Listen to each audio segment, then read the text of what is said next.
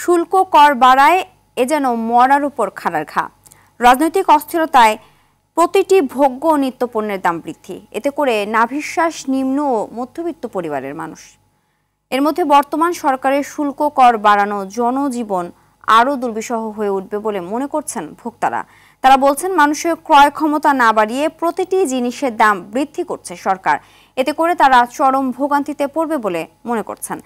এদিকে 100র মতো পণ্যের উপর শুল্ক কর বাড়ানো হলেও আগের মতো ঊর্ধ্বগতি রয়েছে চাল, ডাল সহ বিভিন্ন ভোগ্য পণ্যের দামে।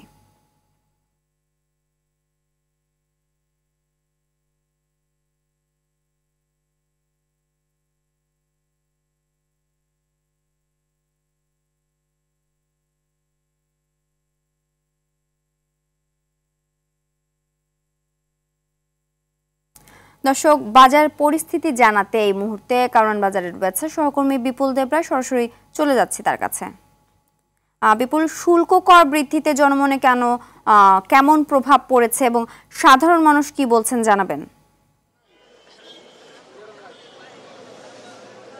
সিনথিয়া, আসলে সরকারের পক্ষ থেকে যে শুল্ক ভ্যাটটি বাড়ানো হয়েছে সেটি কিন্তু প্রভাব ইতিমধ্যে বাজারে পড়তে শুরু করেছে। আপনি কে জানিয়ে দিতে চাই যে শুল্ক করের যে ট্যাক্সটি বাড়ানো হয়েছে তার মধ্যে রয়েছে এই ফলের বাজার। এই ফলের মধ্যে আপেল, কমলা এবং মাল্টা যে অন্যান্য যে পণ্যগুলো আছে সবগুলোর উপর কিন্তু এই শুল্ক ট্যাক্সটি বাড়ানো হয়েছে। এবং আমরা যতটুকু জেনেছি যে শুল্ক করটা আগে যে 101 টাকা ছিল সেখানে 116 টাকা করে বাড়িয়েছে এবং সেটার প্রভাব কিন্তু ইতিমধ্যেই কারওয়ান বাজারের যে আড়তগুলো রয়েছে সেগুলোতে আমরা এখন দেখতে পাচ্ছি। বিশেষ করে আমরা যে কার্টন প্রতি যে দোকানের মালামালগুলো আসতো সেখানে প্রায় প্রতি কার্টনে যে 200 থেকে 400 টাকা করে বৃদ্ধি পেয়েছে। বিশেষ করে আপেল এবং কমলাতে এই প্রভাবটা কিন্তু মারাত্মক আকারে বেড়েছে এবং এখানকার যে দোকানিরা আছেন এবং ব্যবসায়ীরা আছেন তারা বলছেন যে আসলে আগে এক প্রকার দাম বৃদ্ধি ছিল এবং সাধারণ মানুষের নাগালের বাইরে ছিল এই ফল ফুড, তার মধ্যে এই সরকারের যে ট্যাক্সটি বাড়ানো হয়েছে সেক্ষেত্রে এইগুলোর দাম আরো বৃদ্ধি পেয়েছে এবং তারা বলছেন যে অনেকটাই ক্রেতা শূন্য বলা যায়। কারণ আগে যে ক্রেতারা 1 কেজি বা 2 কেজি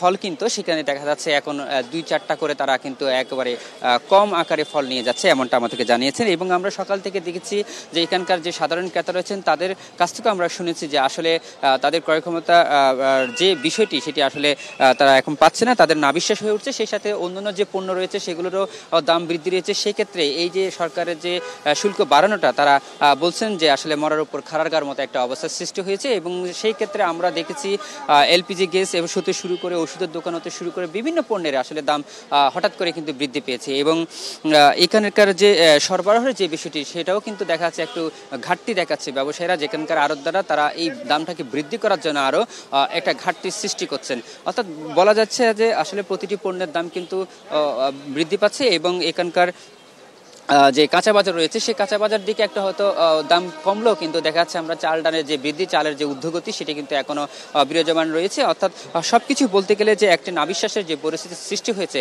সেটি কিন্তু বাজারে আসলে দেখা যাচ্ছে এবং সাধারণ ক্রেতারা বলছেন যে আসলে বর্তমান সরকারের পক্ষ থেকে যে দ্রব্যমূল্য কমানোর যে বিষয়টি সেটি বলা হয়েছিল সেটি কিন্তু না কমিয়ে কিন্তু আরো শুল্ক বাড়ানোর ফলে কিন্তু তাদের জীবনে কিন্তু অনেকটাই এটা দুর্বিষহ হয়ে দাঁড়াচ্ছে। এবং সেই সাথে তারা আরো বলছেন যে আসলে সরকারকে এটা বিবেচনা আনা উচিত এবং মানুষ যাতে তাদের ক্রয় ক্ষমতা বাড়াতে পারে সেদিকে নজর দেওয়া উচিত। কারণ যে যারা চাকরিজীবী বা বিভিন্ন ব্যবসা বাণিজ্য করছে তাদের যে আয়ের যে উৎসটি সেটা অনেকটাই কমে আসছে এবং তারা বলছেন যে যাতে আয়ের সাথে সামঞ্জস্য রেখে প্রতিটা দ্রব্যমূল্যের সামঞ্জস্য দাম বৃদ্ধি করা উচিত বলে মনে করছেন তারা। চিন্তা এই ছিল আমার কাছে সর্বশেষ তথ্য।